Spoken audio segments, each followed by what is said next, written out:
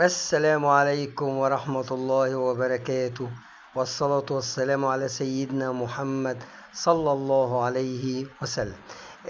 إن شاء الله هنبدأ النهاردة أول درس في قناتنا اللي هي قناتنا من الآخر. ومن الآخر فعلا هنتعلم إن شاء الله قراءة اللغة الإنجليزية. طبعا موضوعنا النهاردة يا جماعة اللي هم الضعاف في القراية، اللي هو ما يعرفش يقرأ إنجليش خالص. طبعا عملنا هنا فكرة، ربطنا اللي هو الانجليش ليترز اند Arabic letters اللي هي الحروف في اللغة الإنجليزية والحروف في اللغة العربية ببعض. طبعا لقينا فيه تشابه كبير جدا، يعني هتلاقي الأصوات أو النطق يعني تكاد تكون واحدة. طيب عملنا فكرة بسيطة جدا اللي هي word family. نظام المقطع حرفين مع بعض، ودي هتسهل لك كتير قوي في النطق.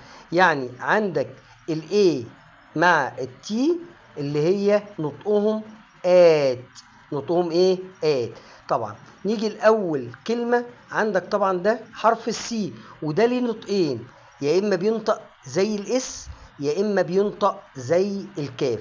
وطبعا هنعرف فيما بعد امتى ينطق حرف السي زي الاس وامتى ينطق زي الكي او الكاف. تمام، لان ليه قاعده، هو السي عامه لو جه وراه حرف الاي والاي والواي بنطقه سي، او زي الاس غير كده بينطق كي، او اللي هو ما يشابه في العربي اللي هو حرف الكاف.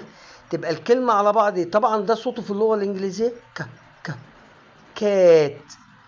وعندي حرف البي اللي هو صوته في اللغة الإنجليزية ب.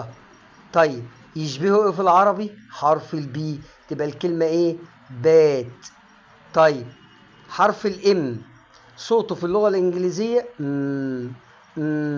طيب في اللغة العربية يشبهه ايه؟ حرف الميم.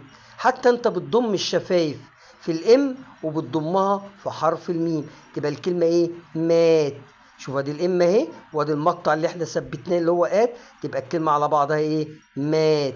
طيب حرف الاتش ما بننطقش الاتش ده خالص، ملوش علاقة بالانجليزي هنا في نطق الكلمة، هو الصوت بتاعه ه ه ه. طيب يعني يشبه ايه في العربي؟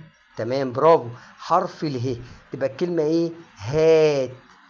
تمام، نشوف الكلمة اللي بعدها كده، بادئة بحرف الار. حرف الار صوته في اللغة الإنجليزية يا جماعة ار ار. طيب يشبهه ايه في العربي؟ تمام،